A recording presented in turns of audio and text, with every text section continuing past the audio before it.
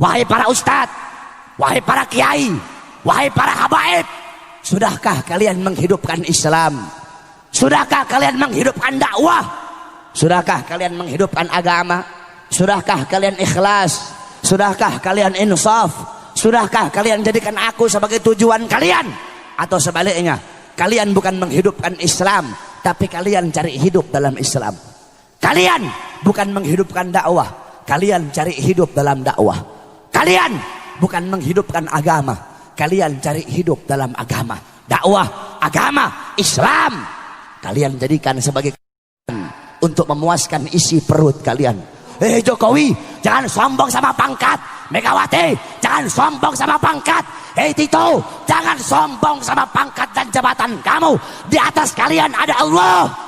Jokowi di akhirat dipites kayak kutu sama Allah Subhanahu wa taala.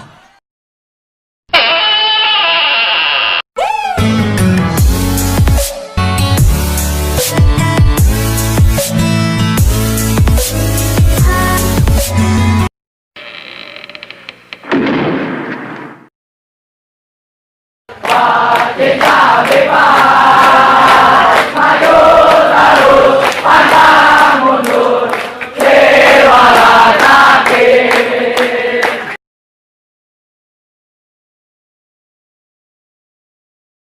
Satu persatu oleh Allah, ulama, pejabat, orang tua, semuanya dimintai pertanggungjawaban oleh Allah Subhanahu wa taala. Pertama, Allah bertanya kepada para ulama. Pertama, Allah bertanya kepada para kiai, para ustadz, para habaib, dikumpulkan satu persatu, ditanya oleh Allah Subhanahu wa taala.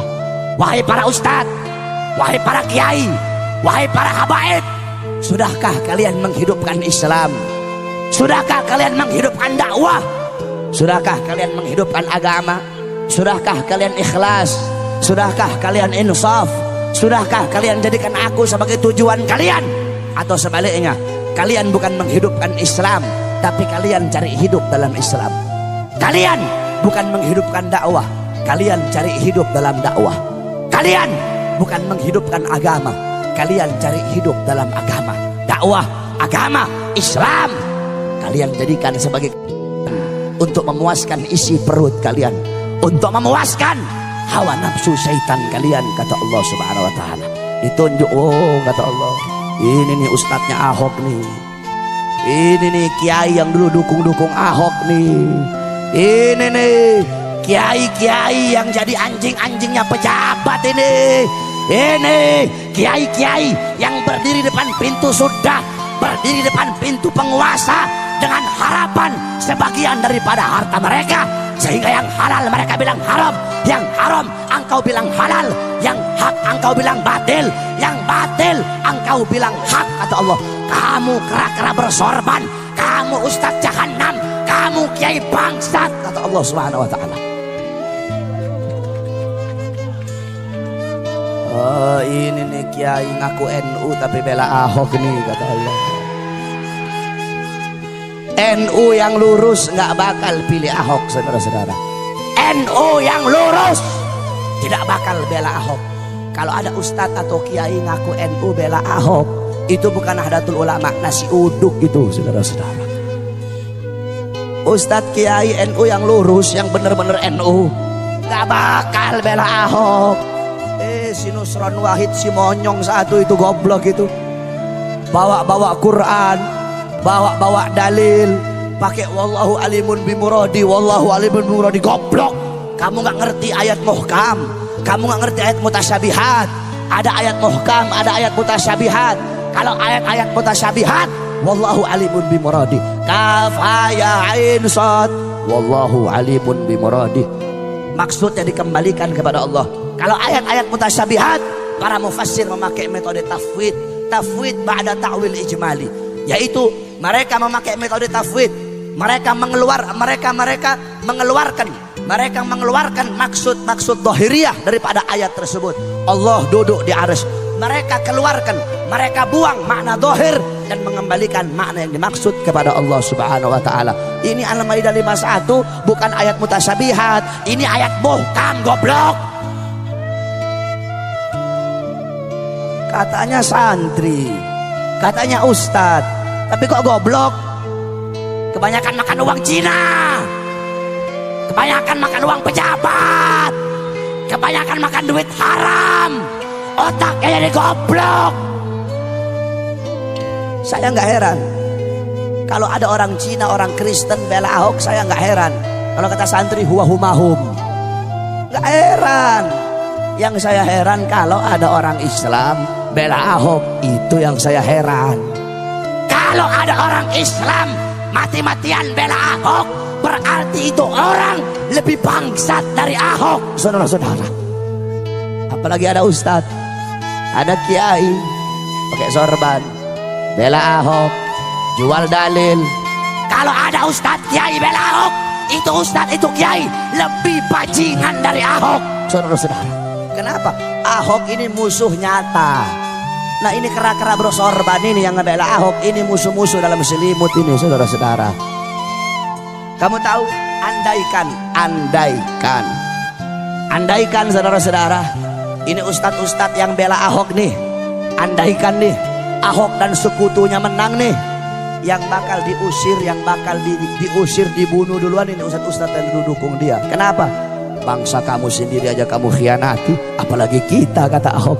Rakyat kamu sendiri aja kamu khianati, apalagi kita, kata Ahok. Makanya tobat kalian, ustadz-ustadz gara-gara bersorban dukung Ahok, tobat kamu, tobat. Kenapa kamu takut gak makan? Kalau nggak dukung Ahok takut gak dapat makan? Iya. Pakai cium tangan lagi sama pejabat itu ustadz, cium tangan sama Mak Banteng. Tahu Mak Banteng? Tahu? Ibu-ibu tahu? Siapa? Gak usah takut, siapa? Megawati. Apain takut-takut? Gak usah takut-takut. Pejabat-pejabat pusat sekarang itu kebanyakan saking bela mati-matian si Ahok, sampai para ustadz, para kiai, para habaib dikriminalisasi. Habib Rizik mau dimasukkan penjara. Para ustadz, para kiai, para habaib mau dibungkam mulutnya masing-masing, diancam, difitnah, dicaci maki. Disangkanya kami para habaib takut kali. Hei pejabat, hei aparat, kami para habaib, kami bukan pecundang, kami bukan penakut, kami tidak akan pernah mundur walaupun satu langkah. Di dalam tubuhnya kami mengalir darah keberanian, dalam tubuh kami mengalir darah-darah pejuang. Kami punya kakek-kakek udah biasa dibunuh, kakek-kakek kami biasa dicaci maki, kakek-kakek kami biasa dipenjara.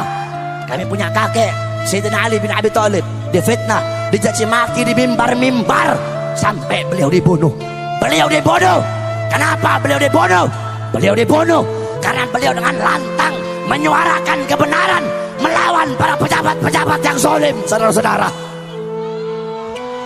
Kami punya datuk Sayyidina Hasan bin Ali, beliau wafat diracun. Diracun. Kenapa beliau mati diracun? Beliau mati diracun, beliau dibunuh karena beliau dengan lantang menyuarakan kebenaran melawan para pemerintah-pemerintah yang zalim. Kami punya kakek Sayyidina Husain bin Ali, Husain bin Fatimah binti Rasulullah. Beliau wafat dibunuh, dipenggal kepalanya, saudara-saudara. Terpisah kepala dengan jasadnya. Kenapa beliau dibunuh? Beliau dibunuh karena beliau dengan lantang menyuarakan kebenaran melawan para pemerintah yang zalim. Darah-darah beliau mengalir di dalam tubuhnya kami para habaib. Maka kami akan tetap tegak berdiri menantang segala macam kezaliman.